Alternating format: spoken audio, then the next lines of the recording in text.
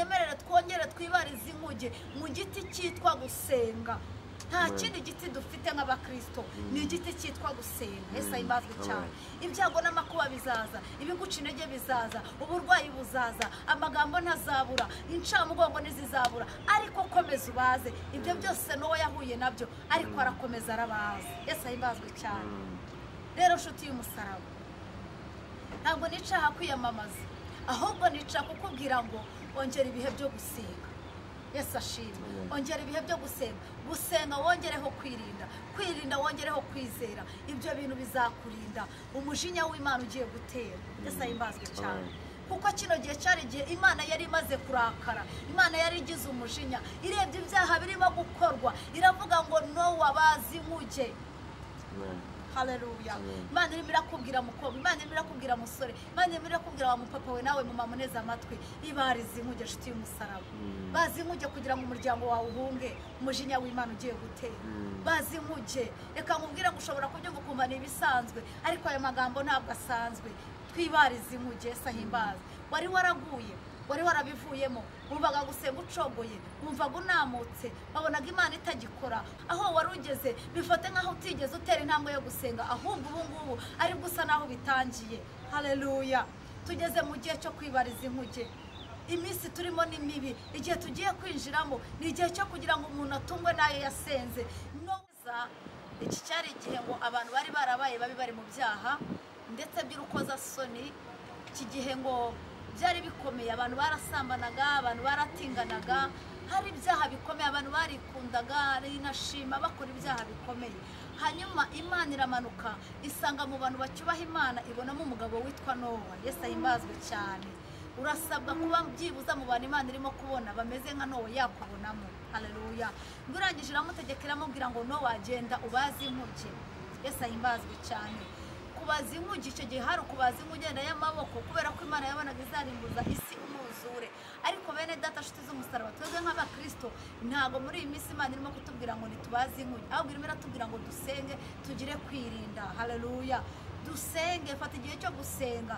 Hanyuma ngiramubwira ngo bazi inkuge ngo mu giti cyitwa gofero, ngo kandi ugihomeshe ubushishi imbere n'inyuma. Haleluya. Wikwize ugira agakiza inyuma, abantu babibona babone ko ufite agakiza, n'imbere mu mutima wabone ko ufite agakiza. Yesu ahimbazwe cyane. Haleluya. Hanyuma ijambo ry'Imana rimugeraho ngo Nowa mu gihe yaratangiye kubaza, reka mvuge muri iki gihe tubigeranye nko gusenga, ngo abantu bakajya bamutuka ngo uri umusazi wabuze ubwenge. Ese Nowa kutuye imusozi kandi nta mvura muri iki gihe turimo kubona igwa. Haleluya. Ese ibyo ukora ni ibiki? Ngo Nowa bakajya bamuseka, bakajya bamutaramana, bakajya banga ubundi muri ibyo asenga ni ibiki, bakajya bamuvuga amagambo atandukanye. Nshuti y'umusaraba, iyo twinjiye muri uru rugendo rwo gusenga duhura na byinshi biduca intege, ariko ntabwo byabujije Nowa gukomeza kubaza inkuge. Yesu ahimbazwe cyane. Haleluya. Ngo hanyuma Nowa yumvira ijwi ry'Imana. Hano harimo ibintu bitatu cyangwa bine shaka ko tuvuga. Harimo ijambo ryitwa kumvira Imana. Haleluya. Harimo irindi ryitwa kwihanganira ibitugerageza mu buryo bumwe cyangwa ubundi. Yari yumvisha amagambo menshi, yagombaga kubireka. Mu by'ukuri yagombaga kuvuga ati nkurikije amagambo mbwirwa n'abantu ibi bintu wabireka, ariko amagambo ntiyamuca intege. Yesu ahimbaza. Nta kindi rero. Ikindi cya gatatu, Nowa yumviye Imana. Yumvira Imana, akora ibyo Imana yari yamubwiye, arabaza. Ntiyita ku gusekwa, ntiyita ku kugambanirwa, ntiyita ku magambo y'abantu, ahubwo aravuga ngo kuko ari Imana yambwiye ngo reka mbaze, arabaza. Abantu tugeze mu gihe abantu turimo gutinya amaso y'abantu, turimo gutinya amagambo y'abantu batuvuga. Nshuti y'umusaraba, Imana irimo irakubwira ngo baza, kuko iherezo ry'ibifite imibiri byose bije mu maso y'Imana. Ibyaha byinshi bimaze kugwira mu isi, ariko ijambo ry'Imana riramubwira ngo Nowa bazi inkuge kuko ndarambiwe. Imana yari yirushye. Yesu ahimbazwe cyane.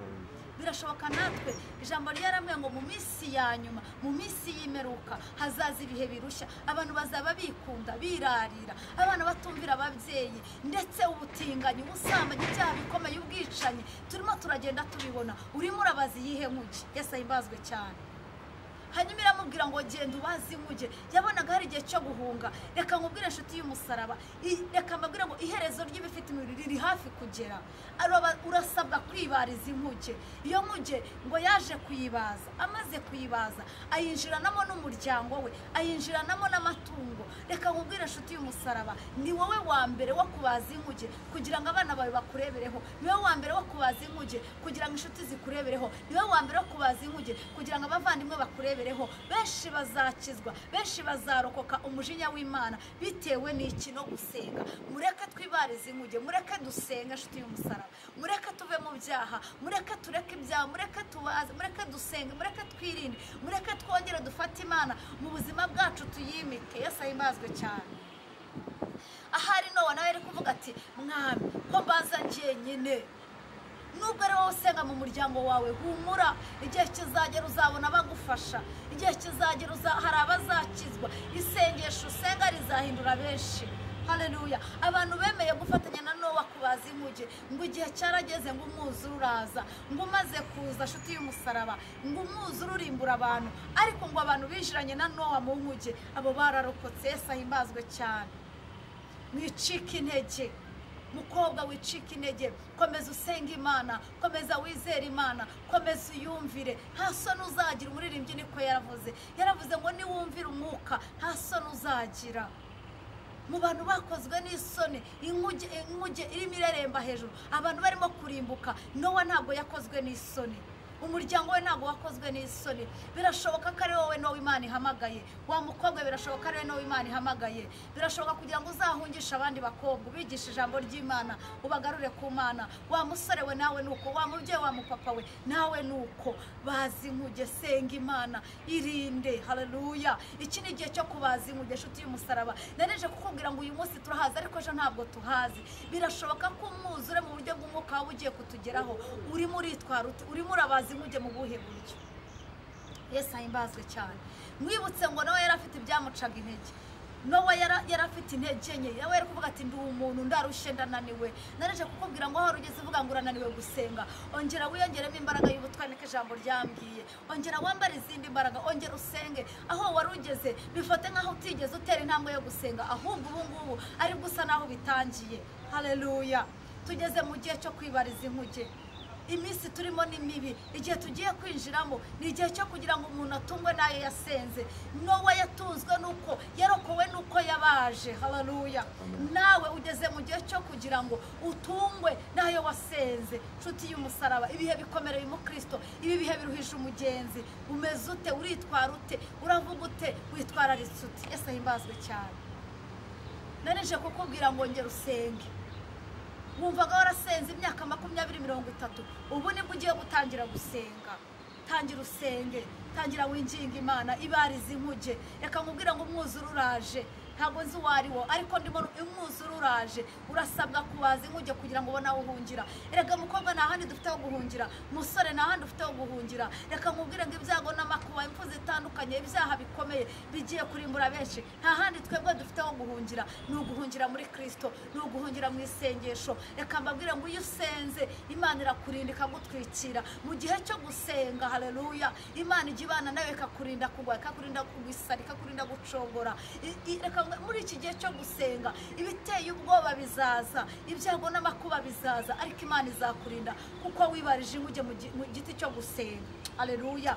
cyari igiti ngo cya ngofero. reka nkubwire ngo baza mu giti cyitwa gusenga, baza mu giti cyitwa kwizera, baza mu giti cyitwa kwihangana. ibizaza byose, ibyago n'amakuba bizaza, umwami azakubera amaso, umwami azakurinda, umwami azakurengera. Yesu ahimbazwe cyane. haleluya. tugeze mu gihe cyo gusenga nshuti y'umusaraba. tugeze mu gihe cyo kubaza inkuge.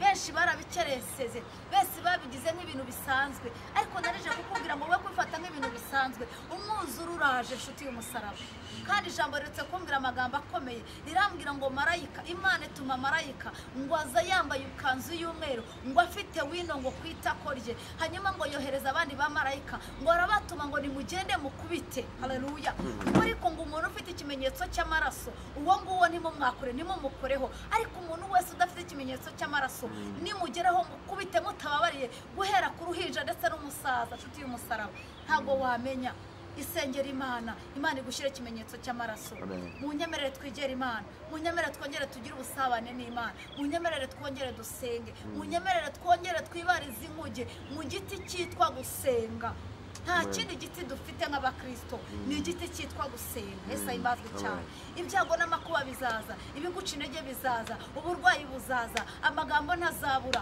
incamugongo ntizizabura ariko komeza ubaze ibyo byose n'uwo yahuye nabyo ariko arakomeza arabaza Yesu ahimbazwe cyane rero nshuti y'umusaraba ntabwo nicaha kwiyamamaza ahubwo nicaha kukubwira ngo ongera ibihe byo gusenga Yesu ashimwe ongera ibihe byo gusenga wongereho kwirinda wongereho kwizera ibyo bintu bizakurinda umujinya w'Imana ugiye gutera Yesu ahimbazwe cyane kuko kino gihe cyari igihe Imana yari imaze kurakara Imana yari igize umujinya irebye ibyaha birimo gukorwa iravuga ngo no wabazi inkuge haleluya Imana irimo irakubwira mukobwa Imana irimo irakubwira musore Imana irimo irakubwira wa mupapa we nawe mu mamuneza amatwi ibarize inkuge nshuti y'umusaraba bazi inkuge kugira ngo umuryango wawe uhunge umujinya w'Imana ugiye gutera bazi inkuge reka nkubwire ngo ushobora kubyumva ukumva ni ibisanzwe ariko aya magambo ntabwo asanzwe twibarize inkuge Yesu ahimbaze wari waraguye wari warabivuyemo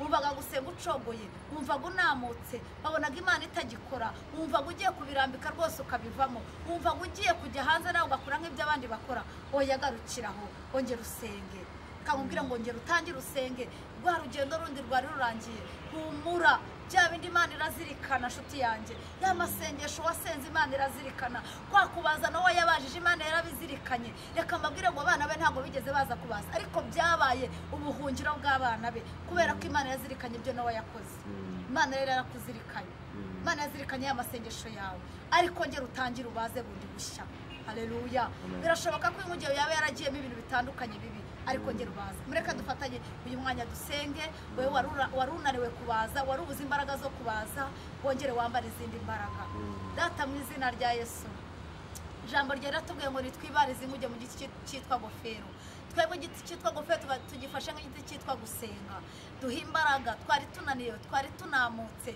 benshi bari baguye umwuma ariko niwongere utuvomerere uduha imbaraga zo kubaza mu mvura tubaze ku zuba tubaze mu burwayi tubaze mu bukene mu bukire tubaze ayiwe batuvuyeho tubaze badukunze tubaze dushonje duhaze tubaze mu magambo menshi tubaze urakoze Mana kuri Imana itanze imbaraga kandi umuntu wese wumvishira ijambo umuha umugisha rwose kandi umuha imbaraga zo kubaza urakoze ni mu izina rya Yesu amen Imana ibahe umugisha Imana ibagirire neza hanyuma rero kora subscribe kuri Nzaramya usharinge bino biganiro kugira ngo ufatanye natwe kwamamaza ubutumwa bwiza shalom